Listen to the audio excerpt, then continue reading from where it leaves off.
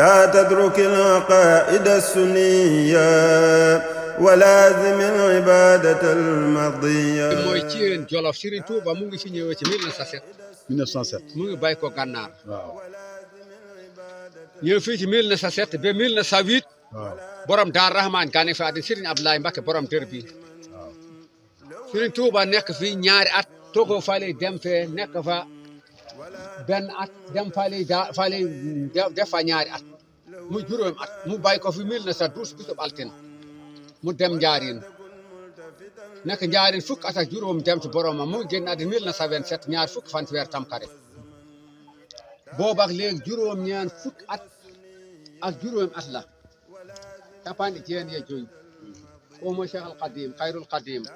baay basak baara maami dana seex mu ne fii la wàcce junni kaamil yu Yàlla nangu mu ne fii la ko tubaab yu fekkoon keroog bañ ko fa fekke tuuti mu tàkk ndax bañ leen gis mu ne bañ tubaab doy na jaam Yàlla Sëriñ Tuuba moo ko wax mu ne bañ tubaab doy na jaam Yàlla dant leen rek mu ne tubaab du taxaw ci yéen mukk ci àddina tubaab du fi ñëw du day jaar fi déwé laajal nit ñëpp tubaab du fi taxaw mukk ci àddina والزمن ولا تكن ملتفتا لغير من له العباد.